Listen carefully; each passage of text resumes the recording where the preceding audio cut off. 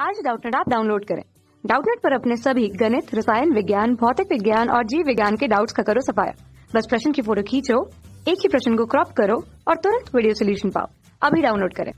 Hello friends, हमारा प्रश्न है द्रव्यमान m और त्रिज्या r की एक पतली रिंग अपने अक्ष के परितः नियत कोणीय वेग ओमेगा से घूम रही है। द्रव्यमान m के 4 कण धीरे से इसके लंबवत दो व्यासों के सिरों पर रख दिए जाते हैं, तब रिंग का कोणीय वेग होगा। ओके, तो 4 ऑप्शन भी दिए गए क्वेश्चन। पहला है m + 4m omega divided by m, m - 4m omega divided by m + 4m, m omega divided by 4m। Fourth है m omega divided by m + 4m। Okay, तो क्वेश्चन में क्या दिया गया मैं फिगर के थ्रू भी आपको बता दे रहा हूँ। ये फिगर जो है क्वेश्चन में नहीं दिया गया है।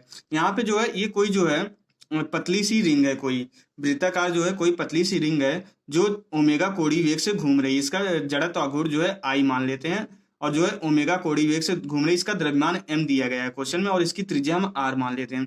द्रव्यमान दिया गया है, कोणीय वेग दिया गया है। ओके, और इसका हम जड़त्व आघूर्ण i मान ले रहे हैं और जो है त्रिज्या r मान ले रहे हैं। अब ये बोला जा रहा है इसके व्यास के दो सिरे पे दो लंबवत, अगर व्यास के दो लंबवत सिरे हैं और इनके चारों सिरों पे जो है अगर m द्रव्यमान का जो है छोटा सा पिंड रख दिया जाए तो इसके जो है कोणीय वेग, तब इसके कोणीय वेग पे क्या फर्क पड़ेगा। तो यहाँ पे इसका कोणीय वेग तब पूछ रहा है। हम मान लेते हैं जब ये 4 द्रव्यमान इसके व्यास दो लंबवत व्यास के सिरे पे रख दिए जाते हैं तब इसका हम मान लेते हैं जड़त्व आघूर्ण आई डैश हो जाता है और कोणीय वेग ओमेगा डैश हो जाता है। तो हमें क्वेश्चन में यही ओमेगा डैश की वैल्यू यही निकालनी है। क्वेश्चन में इस स्थिति में जो ओमेगा डैश है यही क्वेश्चन में पूछ रहा है।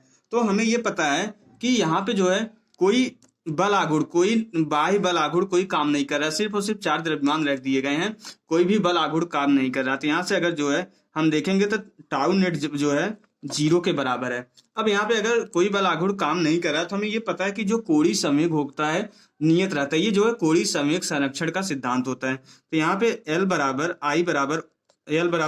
आई ओमेगा, कोणीय संवेग जो है आई ओमेगा के बराबर होता है। ये जो है नियत रहेगा। अगर ये नियत है तो यहाँ पे जो है आई और ओमेगा में संबंध निकल सकता है और हम ये बोल सकते हैं I1 ओमेगा 1 बराबर I2 ओमेगा 2। इस स्थिति में जो है कोणीय संवेग और इस स्थिति में जो दोनों बराबर रहेंगे क्योंकि कोणीय संवेग जो है नियत रहेगा क्योंकि कोई बल आघूर्ण काम नहीं कर रहा है इस पे। तो यहाँ पे I1 ओमेगा 1 बराबर I2 ओमेगा 2 हो जाएगा। अब I1 कितना दिया गया, I दिया गया, ओमेगा 1 कितना है, इस स्थिति में जड़त्व आघूर्ण I है और कोणीय वेग ओमेगा है तो ये I ओमेगा हो जाएगा। अब अगर हम इस स्थिति में जड़त्व आघूर्ण निकालना चाहें तो यहाँ पे जो है पहली स्थिति में I बराबर जो था वो रिंग के लिए जो है सीधा जो है mr² हो जाएगा।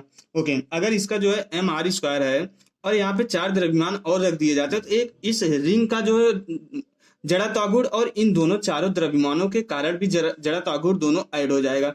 अब यहाँ पे पहले तो ये कितना था, पहले जड़त्व आघूर्ण इसका जो है I जो है mr² के बराबर था।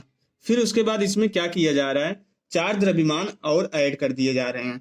ओके, त्रिज्या तो अभी इन छोटे छोटे द्रव्यमानों का भी जो है लंबवत अक्ष से दूरी जो है आ रही है। यहाँ पे ये जो अक्ष है जिसके परितः जो है ये चक्ति जो रिंग घूम रही जिसके परितः तल के लंबवत है।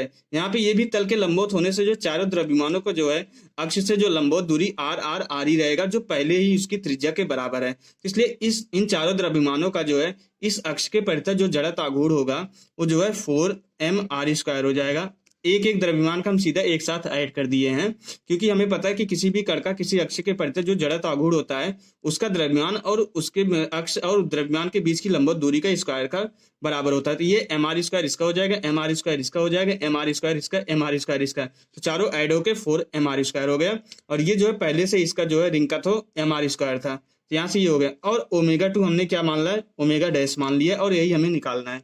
तो यहाँ से अब हम ये बोल सकते हैं ये जो है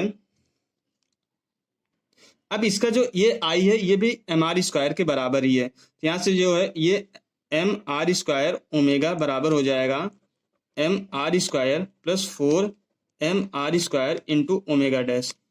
ओके, ये जो पहले इसका जड़त्व आघूर्ण था mr² था। तो यहाँ से r² एक साथ जो है कैंसिल हो जाएंगे क्योंकि ये दोनों तरफ जो r² है तो ये r² कैंसिल हो जाएंगे। तो यहाँ पे जो बचेगा m बराबर हो जाएगा m ओमेगा, सॉरी यहाँ पे ओमेगा भी है तो m ओमेगा बराबर हो जाए m + 4m into omega dash.